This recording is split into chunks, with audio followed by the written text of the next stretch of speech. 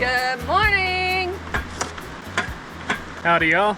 Oh, once again, we're in this beautiful location in the Sawtooth National Forest. We have loved it here. But we had a really interesting morning this morning. Our camper was running low on power because we've been out here for so many days. We're up the same road from the last vlog, just north of Ketchum, Idaho. But our carbon monoxide detector was beeping early this morning because we had low power. So we had to start up the truck so that it would recharge the camper. Now, there's nothing really wrong with anything. It's that we've been just not getting enough sun lately. Yeah, every afternoon, clouds start coming in. So it hasn't been able to successfully solar charge. Now we do have lithium batteries. We have two 100 amp hour lithium batteries, and we have one 100 watt solar panel that came with the camper. And so obviously that's not enough to really charge it 100%, but when it gets full sun, it kind of keeps it from draining quick. And then, like we said, we haven't had enough sun. We've been at this spot for 4 days now. This will be day 4, and it's been so nice. So y'all, I got some bad news. I was trying to get a few more drone shots to compile together with the intro. As I was flying it, it went right up there somewhere and lost connection with my smart controller. However, my smart controller does have the final GPS coordinates of where it lost connection. And I told Kelly I wouldn't be gone for long. And I remember there's a tree right here for me to cross to the other side. So I went to bushwhack up to the top of this mountain to try to find the drone. And it's been gone for about 45 minutes, which means the battery's completely dead. It did not return home. And I'll just be transparent, I've been having a lot of issues with this drone for a while now. It's saying it's right here, and I'm right there. So let's see if we can find it, y'all. One thing I do want to add is that this drone didn't lose signal, as in a sense there was an obstruction in between us. What it did was just disconnect. It had perfect signal.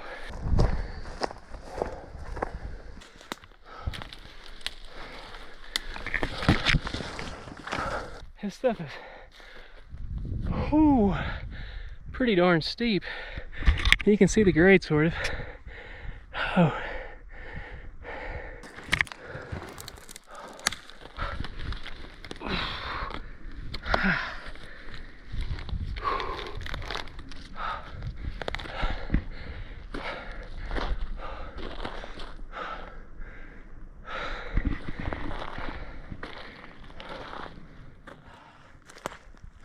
I made it through the boulder field right there. Beautiful views from up here. But just checked and I gotta get right through that section. Right there. I can do this. I can do this. No, I can do this. I know I can.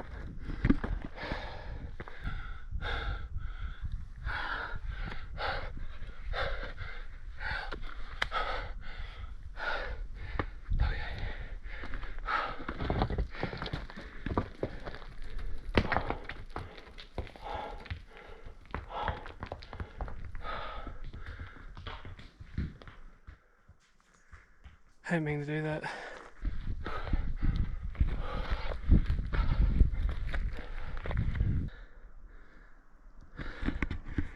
Okay, I'm pretty close. See, I can see our camper right through there. And I'm pretty close to where it died. And it wasn't high off the ground up here. So I brought the drone controller up to see if there's enough juice in the drone. See if it'll reconnect. Maybe this little bit of rock right here might have made it where it didn't. Connect. Wait. Thought I heard it beeping. I think that's just a bird. I'll keep going this way then.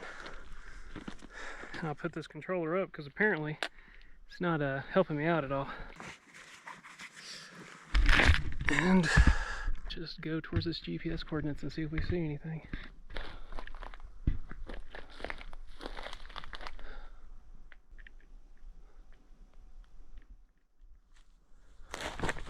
Holy crap, I found the drone!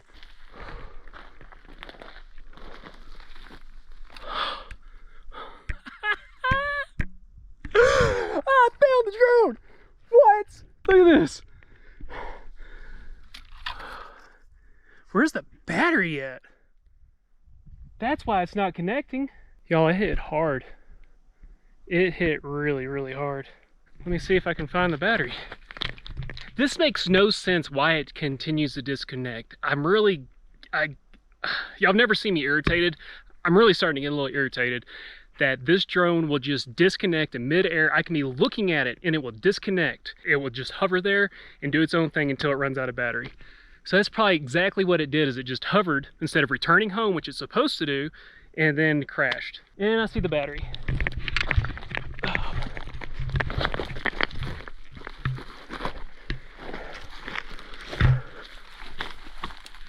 Oh. At least I got the drone back. It's real important that I get this because as of right now, new drones are super expensive. If we lost this one, we wouldn't be getting a new one for a while. So it was kind of important that we found this if we wanted to continue having some of those cool drone shots for y'all. But I'll tell you one thing, for me personally, I kind of enjoyed doing this just now. I felt like I was on a mission, like a looking for a treasure or something. It was kind of cool. I was hoping I'd find it. I found it. And look at this beautiful view.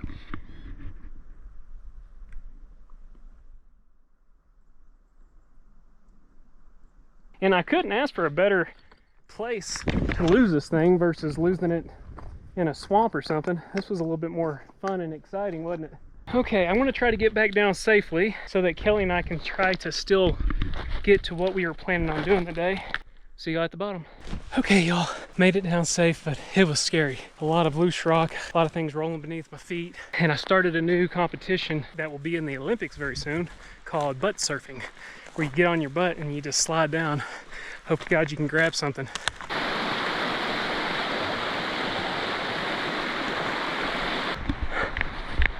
It's so nice to see home. I'm home. You ready? Okay. Oh my goodness. My socks. I don't know yet. I'll take off later when we get to camp. But let's get everything put up so we can try to get to that hot spring.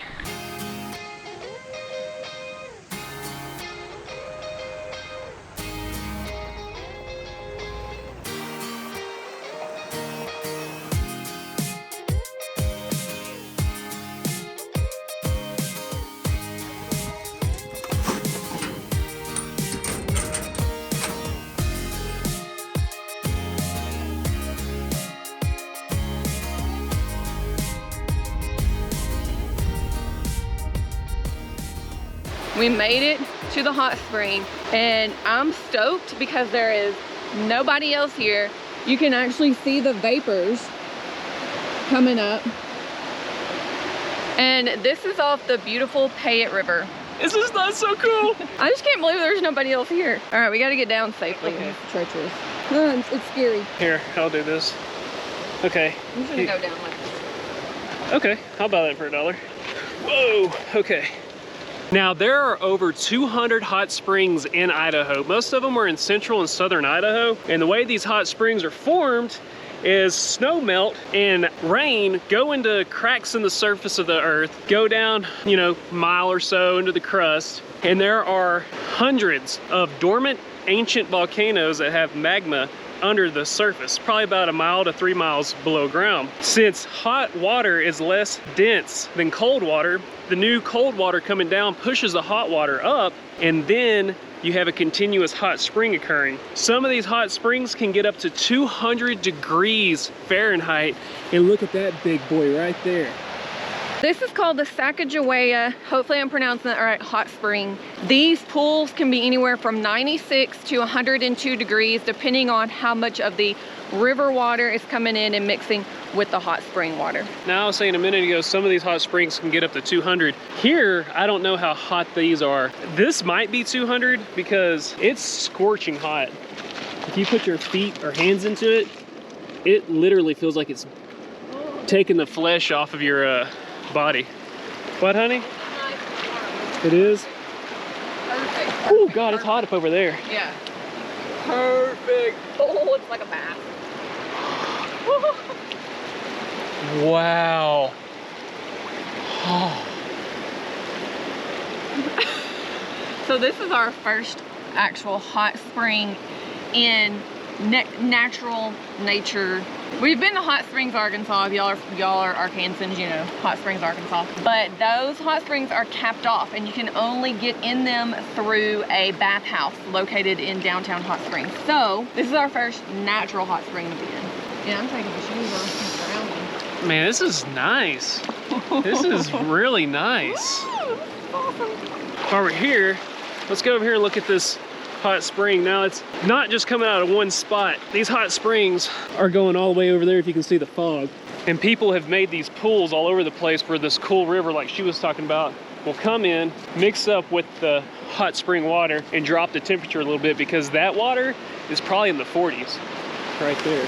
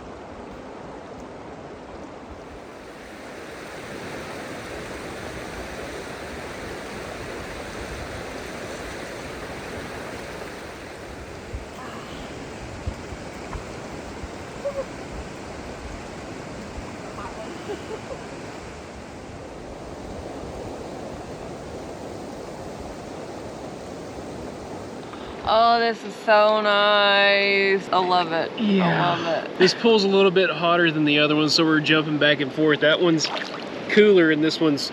This one is like hot tub hot. That one is warm. So once you've been in this one for a minute and you feel like you're burning, you can just go hop in that one and it's like perfect. And then you get cold and then you come back in this one.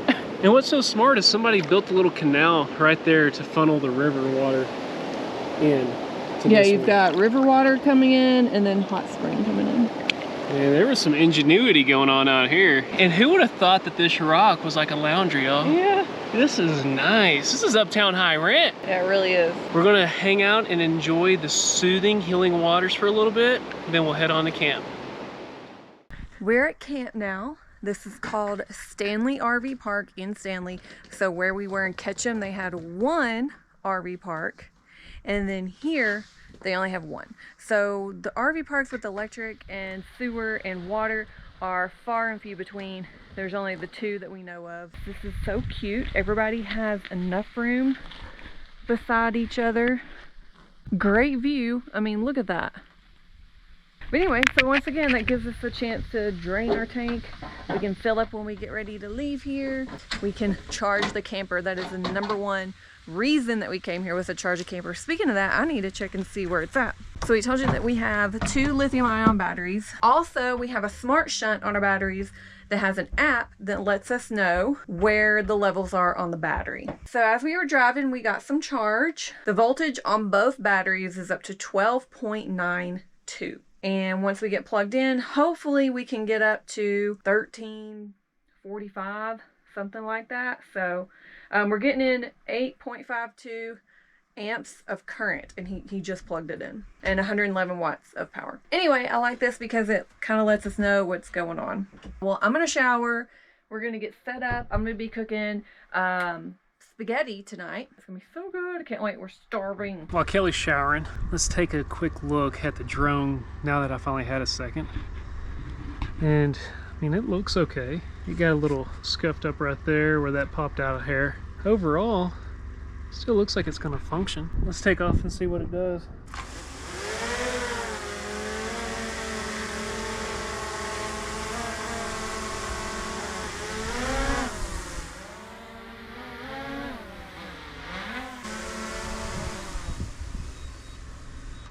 It looked like it flew just fine.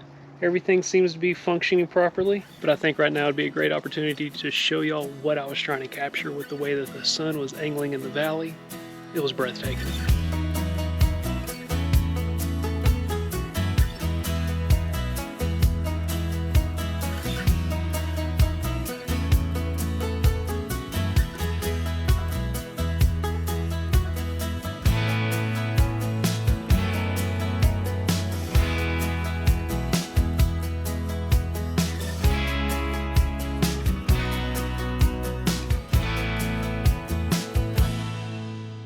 Was it not beautiful? And know what else is nice? The dish that Kelly is going to cook, which she told y'all earlier. And the reason it's nice is because, unlike the other dish that required white wine, this one has red wine, and we drink red wines.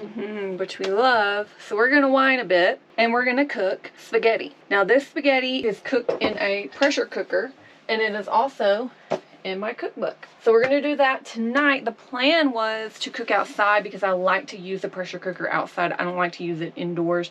We've got some rain coming, unfortunately. So what I'm going to do is go ahead and prepare everything that goes in here, see where the rain is at, and then we're probably going to cook it outside in the pressure cooker. And my responsibility here is a little bit of wine for the missus, and the same on this. The Stag. That's kind of a cool name. Toast to me surviving that climb. Thanks for saving the drone. Yes. Alright, so like I said, we're going to cook everything in this cast iron skillet, and then we're going to add it to the pressure cooker. So first thing we're going to cook is an onion. Tonight, those onions, they're getting to me. Oh, you can turn the fan on. Oh, okay. It's making my eyes water. Sorry. That's fun. I think they don't bother me because I wear contacts. That might be it. Alright, while the onion cooks, I've got some garlic. I think it's thundering. Yeah, I think I just heard some crackle. Y'all, that thunder, it's crackling pretty bad. It's falling on top of the Sawtooth Mountains over there.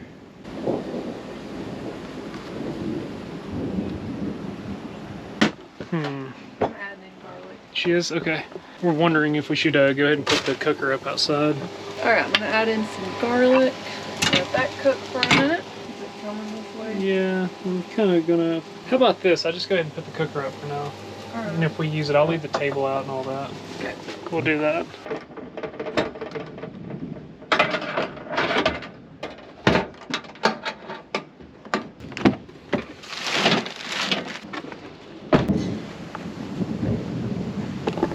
So we put the onion and the garlic in the pressure cooker. I've got some beef cooking, and we're gonna add other stuff to the pressure cooker. So we've got a can of crushed tomatoes. So this is gonna go in here. We have tomato paste, better than bouillon beef, Worcestershire. We've got oregano, thyme, chili flakes, or red pepper flakes, of course salt and pepper, and I'm going to use my sea salt. And we're going to add in 1 bay leaf. Our beef is fully cooked, so we're going to add that here as well. And we're going to mix it all up. We're going to add our wine. I'll put some aside so we didn't drink it into the pan. Let that cook down for just a few minutes, and then we're going to throw that in there. And it is coming down out there now. We got our wine, and we're going to dump it right in here. We're going to bring this pot over here just to boil the noodles. And we're going to seal it up with our lid.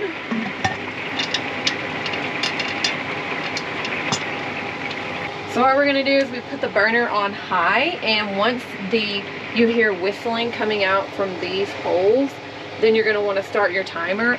For this amount of food, I like to time it for about 20 minutes. Everything is already cooked. We're just trying to get it thick. Like if you were to let it simmer in a pot like this for maybe like an hour, that's probably how thick it's going to be. Looks like our water's boiling. So we're going to put in our noodles. I'm just going to do half the bag. So our sauce is done. I just moved it over here, and we're letting it naturally release because we're still waiting on the noodles, which have 6 minutes. And now we're going to start toasting our bread. So I like to just use olive oil. All right, let's go ahead and plate this. We're going to add sauce and Parmesan. That's a Cody plate right there. Isn't that beautiful? Delicious. You know what we forgot to tell y'all? This morning we got up at 7:30. We did. And it wasn't because of an alarm. It was because the camper was dead and the carbon monoxide detector was beeping. But I woke up with full energy. I was ready to get up and start my day. But did I know my day would go the way it did? Man, you never know how your day's gonna turn out. At least you found the drone. Yeah, at least I found the drone. And it works. That's the other part. However, we'll catch you on the other. See you next time.